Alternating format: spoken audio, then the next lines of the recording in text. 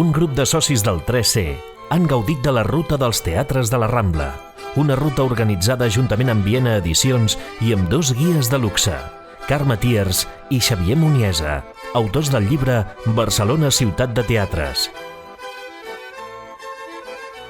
El primer teatre de Barcelona, durant molt temps, el Teatre de la Santa Creu era l'únic teatre que hi havia a la ciutat, i per un teatre com aquest realment va ser una de les grans cunes de l'òpera a Barcelona i va ser un escenari que va tenir prestigi, no només a tot Catalunya o tot Espanya, sinó a tot el món.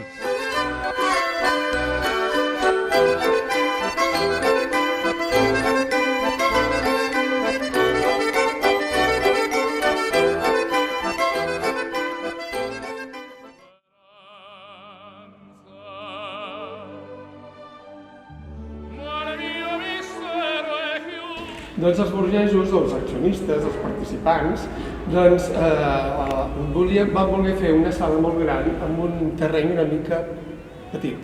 I aquesta és una de les singularitats del teatre, perquè tots els teatres d'òpera que acostumen a estar a l'època, tots són d'any més any menys. L'escala principal sempre et dirigeix a la platea. Aquí no, aquí, com que el terreny és curt, després explicaré alguna cosa més, doncs ens porta a l'amfiteatre, al primer pis.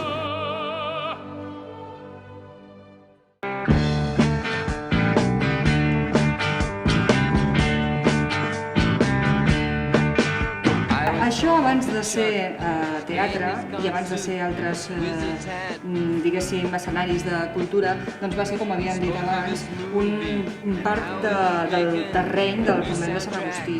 És una de les raons per les quals els escèptics que diuen que no és veritat això de la Margarita Xirgu i el seu fantasma, diuen, bueno, com que era un territori així, uns terrenys d'un convent, doncs és molt fàcil que un s'autosugestioni i pensi que si es tanca un focus, si cau no sé què. Al principi aquest teatre no tenia nom, era simplement el teatre del carrer Hospital. S'havia de dir Teatre de Don Jaime I Conquistador.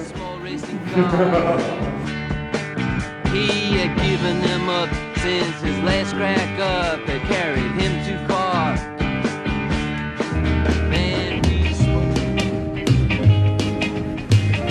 Here comes summer, school is out, oh happy day. El Poliorama és un dels teatres que millor resumeixen la vida alternant que van tenir en molts dels locals de teatre durant el segle XX a Barcelona, el teatre i el cinema. En el moment en què va irrompre el cinema en el món de l'espectacle, molts teatres es van adaptar perquè van patir que la gent volia el nou invent.